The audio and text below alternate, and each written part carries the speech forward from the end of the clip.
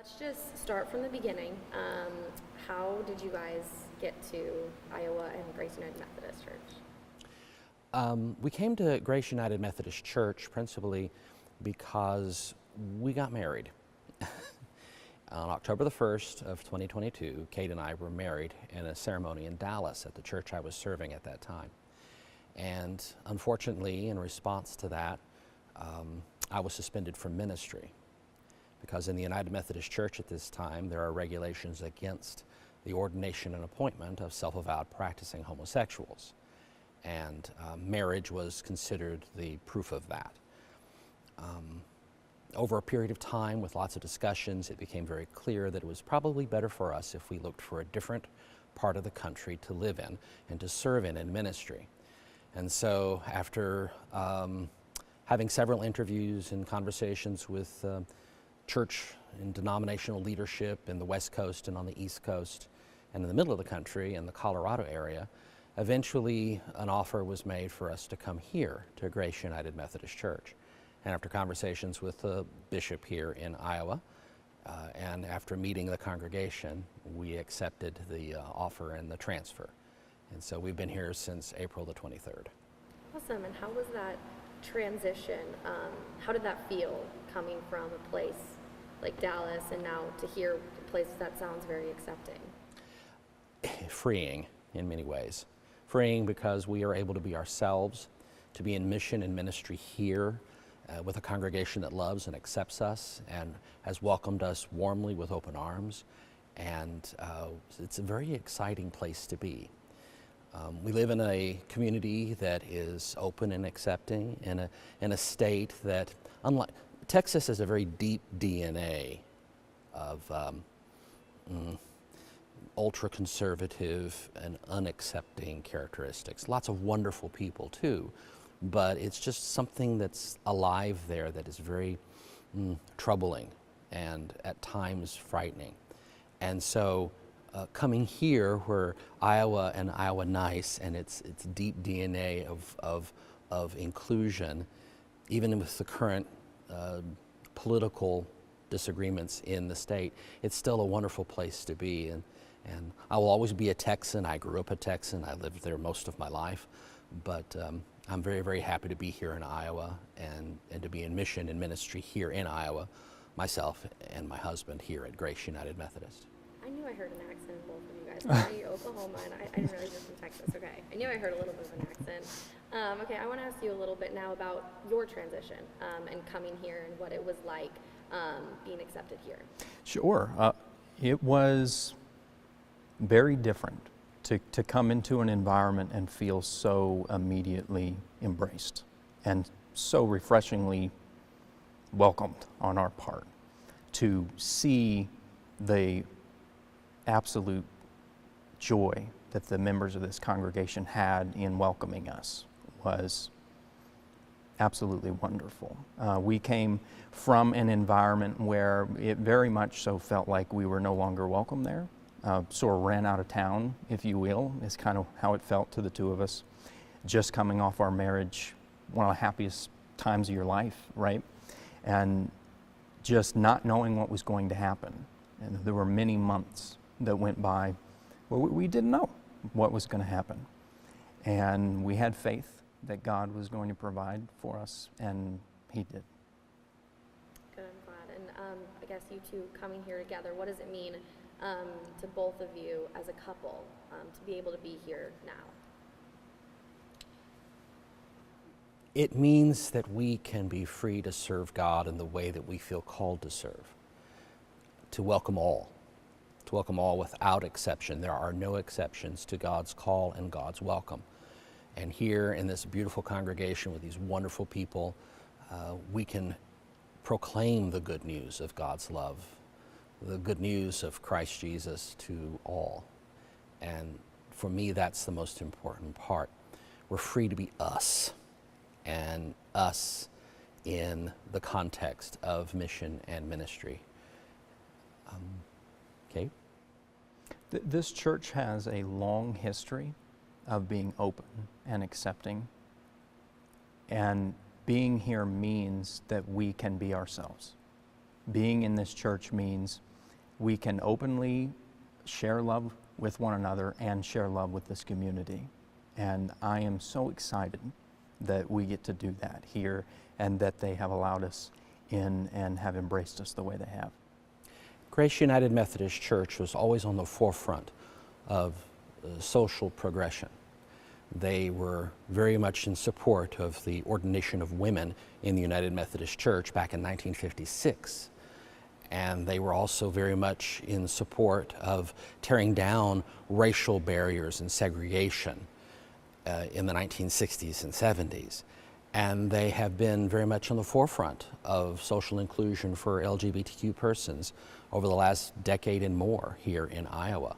They have a long-standing reputation as being on the forefront of these issues and leading in a progressive and inclusive way. It was one of the reasons why I was excited to come here, because I knew that this church would be a wonderful place to serve and to be, and to continue their long-standing history and tradition here of being a place of welcome and acceptance. I love to hear the excitement and the transition and how that was really comfortable for you guys coming here. I want to talk about kind of how United Methodist Church is what's going on across the country, and how various churches are disassociating from the conference, from the annual conference. What are your guys' thoughts on that and the plan for Grace United Methodist Church? The United Methodist Church is going through a period of disaffiliation where congregations across the denomination have decided to withdraw from the denomination. Out of over 30,000 churches in the United States, roughly 6,100 have thus far disaffiliated. Some places it's more than others. In the Iowa conference at this time, 83 churches have disaffiliated out of 750. There will be more disaffiliations in November. I don't know how many, but it won't be a large number, not as many as have already disaffiliated. So here it's somewhat less than in some areas, like in Texas, where about half of all United Methodist churches will have disaffiliated by the time it's all said and done. It's a time of great stress for the denomination as we seek ways of moving forward into leaning into full inclusion. We'll have a general conference next year in which changes we anticipate will be coming that will allow for the full inclusion of all people without regards to their sexual orientation or gender identity. And that is our prayer, at least. So the denomination is going through a time of great stress and struggle. And that is where we are. And being able to say that you're staying, what does that mean and how does that make you feel? Well, it was never a question that Grace United Methodist Church was going to stay in the United Methodist Church. It's a socially progressive congregation, so its approach and its journey is one that is in line with the denomination as a whole. And that is both a comfort, knowing that we're where we're going to be. It's also a challenge, because this, as a leading congregation in the denomination, is tasked with living into its vision and into the ministry of the denomination in its future. That's part of the reason why we came here. That's part of the reasons why we were appointed here, as a turning point in the denomination is being reached. That is also true for many of our congregations, and it's true for Grace as well. And what did that process look like? I guess I might be just like thinking of this, but was there a process to decide if you're staying or not, or I guess like for the church as a whole to come together with a consensus? The Grace United Methodist Church did not go through the discernment process. There was no consensus at all that they needed to even look at the process. For them, full inclusion was what they desired, what they feel called to do and be. And so there was no need to vote, there was no need to discuss it. They knew that this is where they were going to be. I love that, love to hear it. I want to ask you, marrying Pastor Neal at a time in Texas, at a time where United Methodist churches are disaffiliating with the congregation, what was that like for you to marry him and kind of go through that and make the move with him to go through this whole Sure. thing, so newly married? So, in short, the first part, it was absolutely wonderful marrying him. It was the perfect day. It was a perfect ceremony, and I got to marry my best friend. And so coming off that high, because there was quite a low following that, it was very difficult to feel our conference in North Texas very much push back against us after getting married. It was very difficult to see friends of mine who I thought were friends of mine not follow through with the support that I thought we were going to get. And it was a very lonely, isolating feeling. Knowing that you have to leave your home because you married the person that you love. I don't wish that on anyone. I have never felt more cast aside in my life. And I know Greg felt the same way. We felt very, it was whiplash. It was whiplash.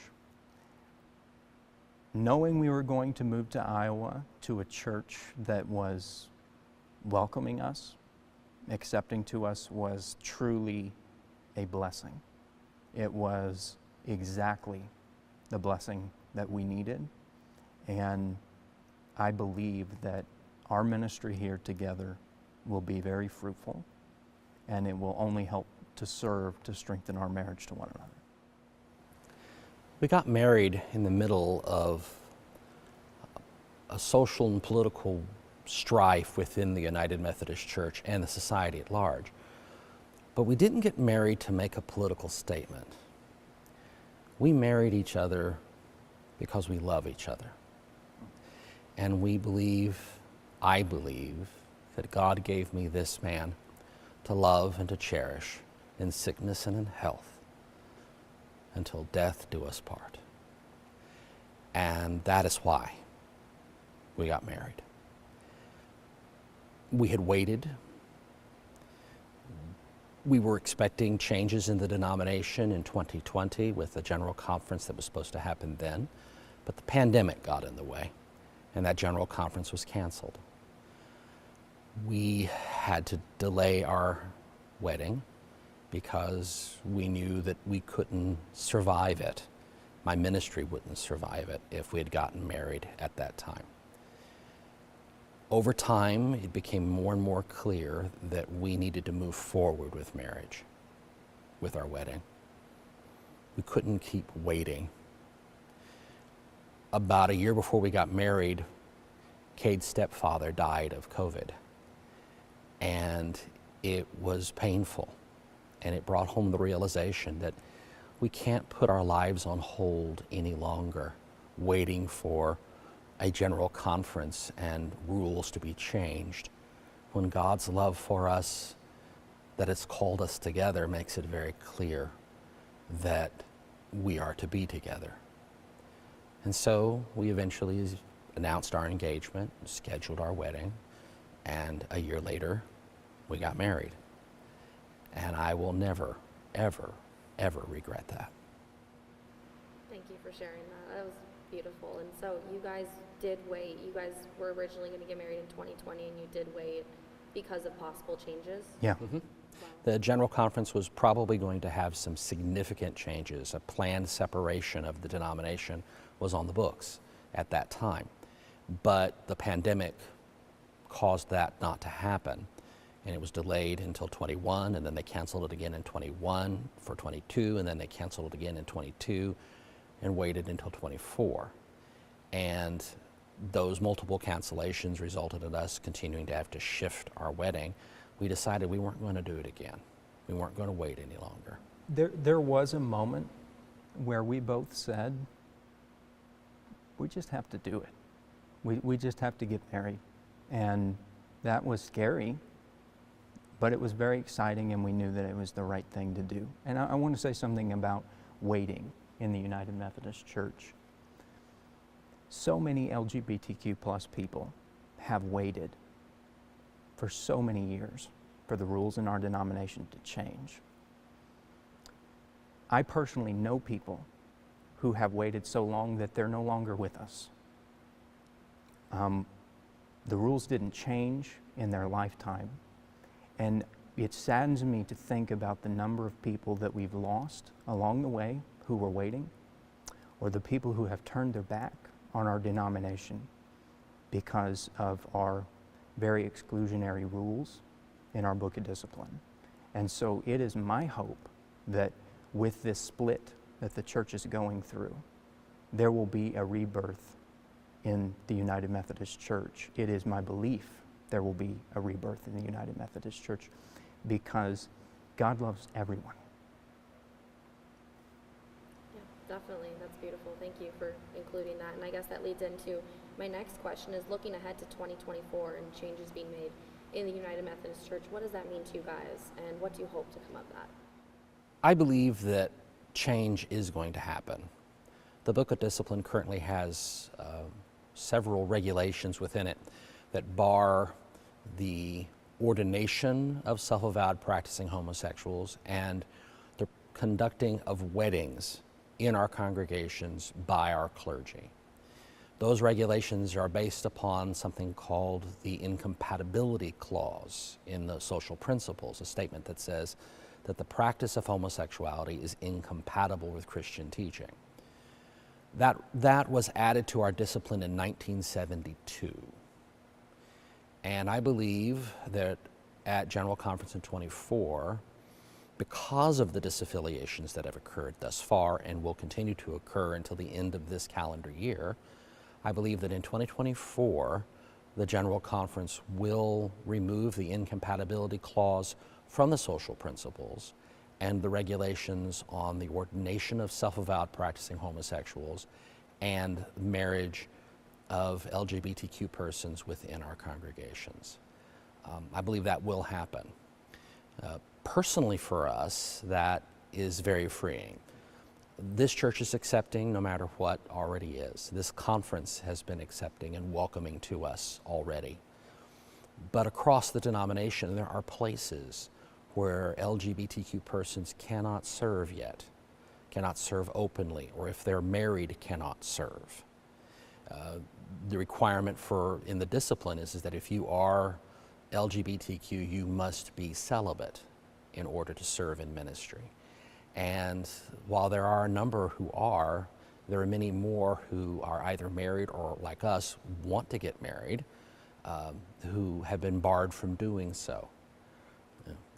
We did it, and we're grateful we did it, but there was a price to pay.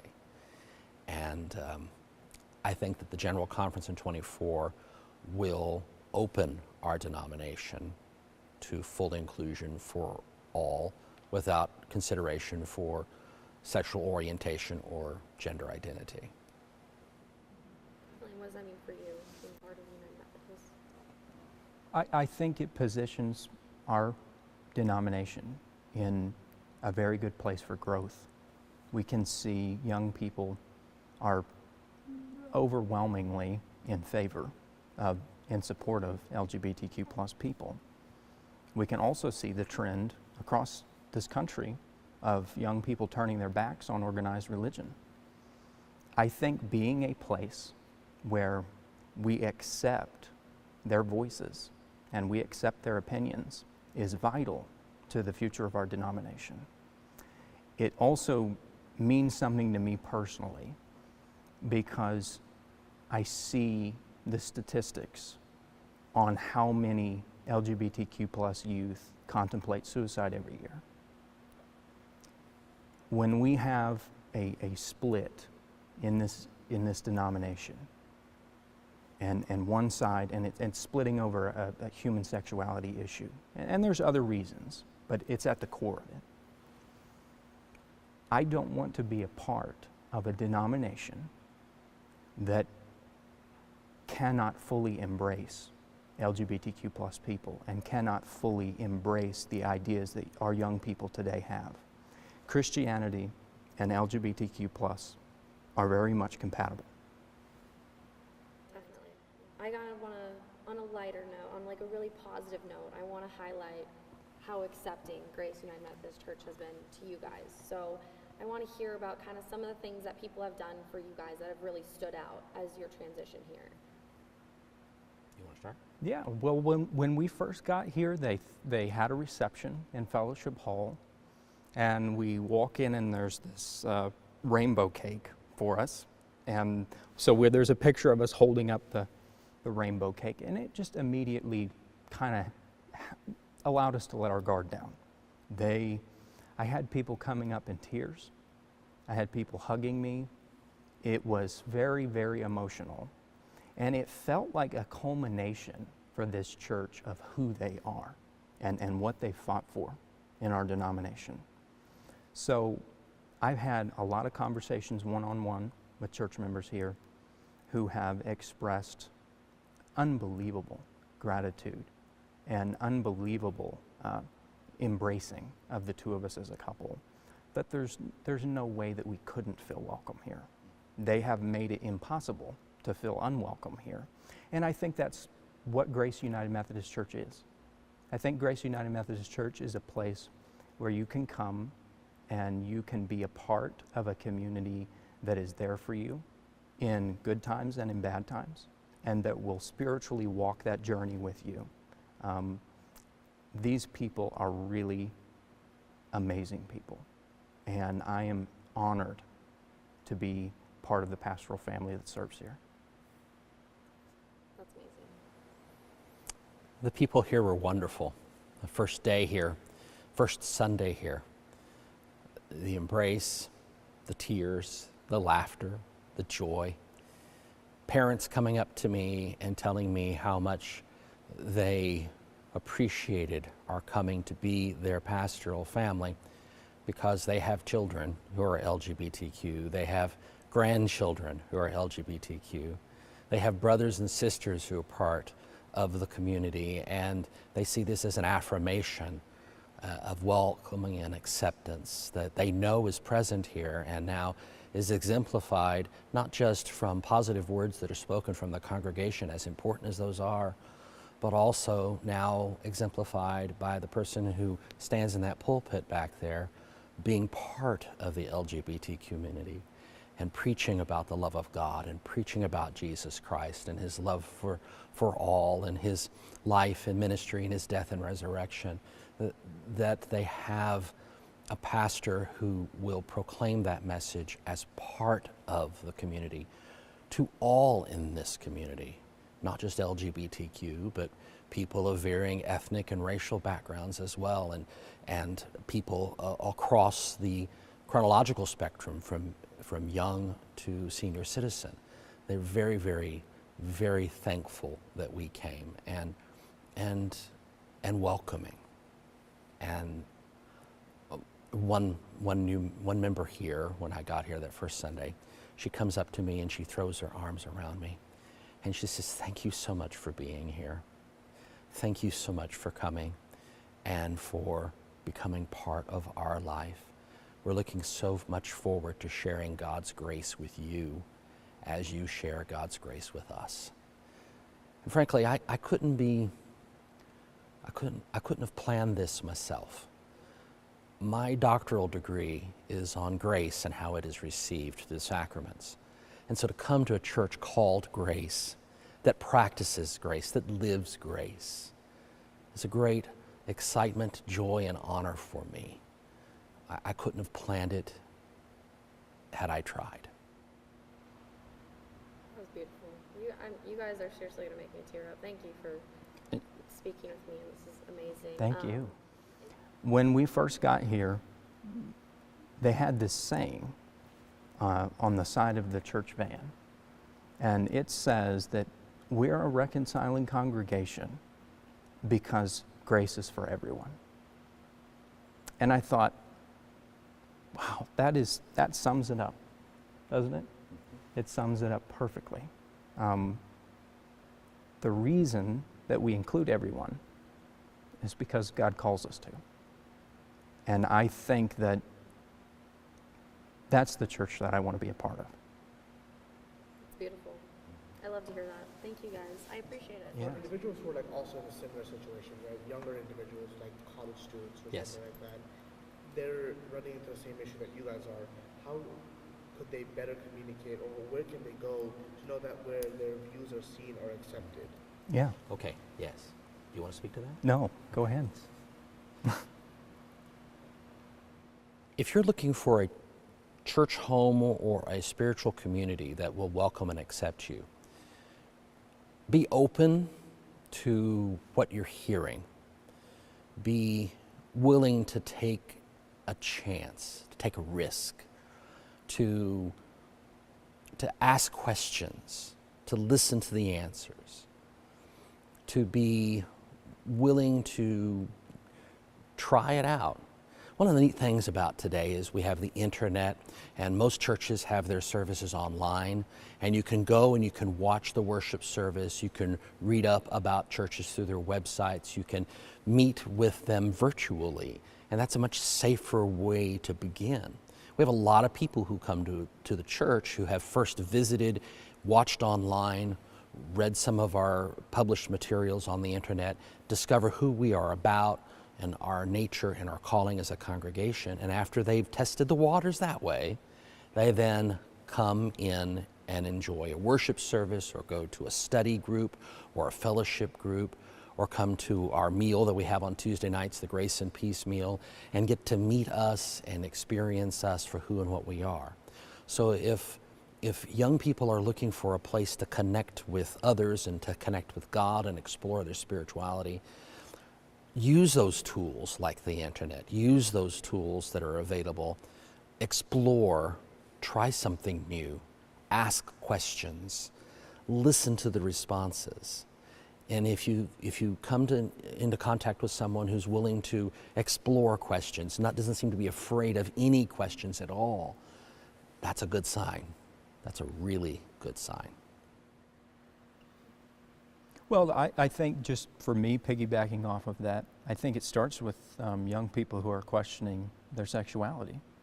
And that is a very scary, difficult thing to come to terms with when you live in a society that oftentimes, especially if you're talking about religious communities, that oftentimes are not receptive.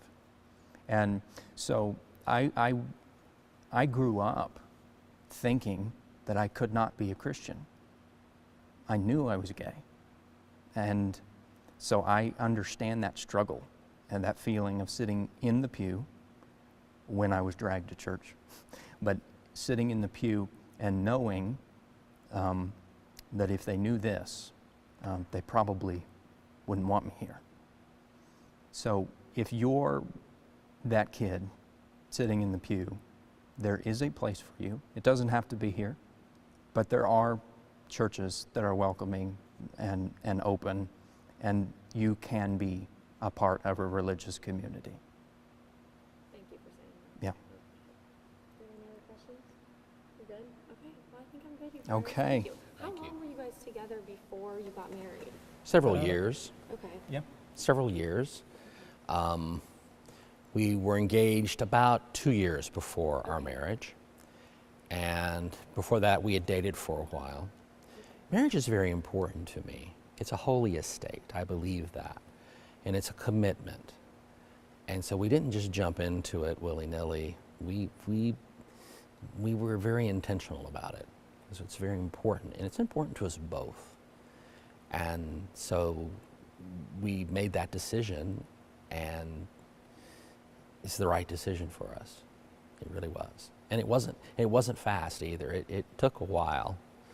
I mean, I'd been in ministry for 30 years and closeted almost the entire time. And living a life as an ordained United Methodist minister, celibate, unable to come out safely and let the world know that I was indeed gay, was a struggle. It was terrifying when I came out, but the overwhelming love that I received when I did so made it worth it. It freed me to proclaim the love of God, to proclaim the gospel in a way that I couldn't do it before. I could do it with authenticity with freedom, knowing that I could speak to people who've been hiding in fear because the church has told them they had to. And I could say, God loves you no matter what. God made you to be who and what you are, and celebrate that. And when I came out, I was able to do that. And that has changed my life, it's changed my ministry. And getting married has changed my life and changed my ministry. Because I'm no longer doing this alone. I'm doing this in cooperation with the man God has given me to serve in ministry.